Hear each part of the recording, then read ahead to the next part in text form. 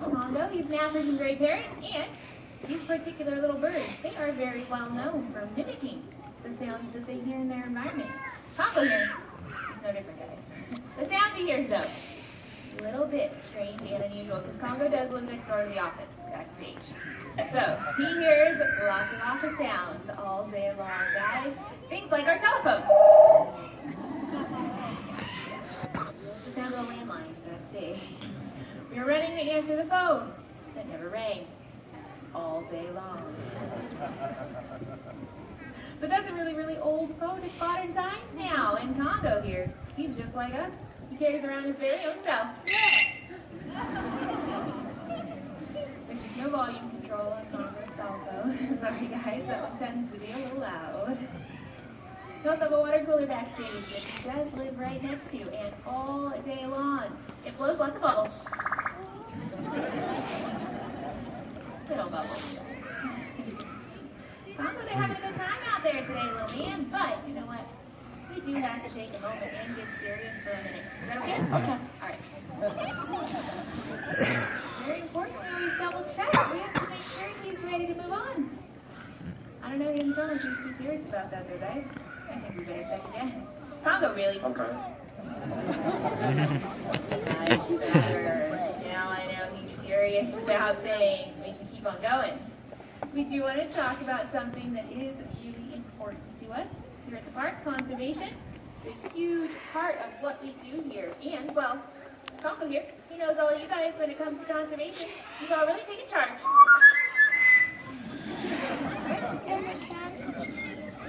He knows you're not just helping us here at the safari park with conservation. You actually help with our conservation programs in over 80 countries around the world. That makes Congo here really excited. Excited is good, guys. He knows you don't just help us with those big, well-known popular animals like elephants and rhinos, tigers, even duckies. They're important to Congo too, guys. But little animals too, something you probably didn't really think about. Would be something critical to its environment though. Something like a teeny tiny frog.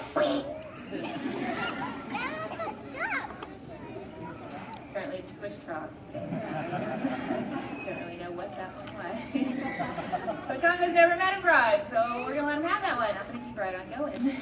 I do want to make sure we touch on something that does hit much closer to home for Congo here. There are bad guys out there, they are called smugglers. What they will do is take his wild counterparts out of their natural habitat and illegally sell them into the black market pet trade. Not a good thing that happens with these poor little birds, and not just these little gray birds here, it actually happens with birds all over the world. Now, Congo is very familiar with this problem. He does have a very strong opinion on the matter that I know he wants to share. So Congo, everybody out there is looking at you, buddy, and they all want to know, what are your feelings on poachers?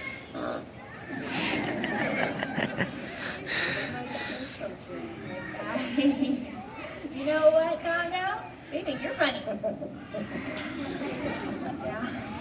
he thinks so too, guys. But Stacey's trying to back out on stage. She does have another really cool bird she is going to share with you guys. So that means Congo and I do have to go. But buddy, before we leave, why don't we very politely tell us nice people bye-bye. Bye.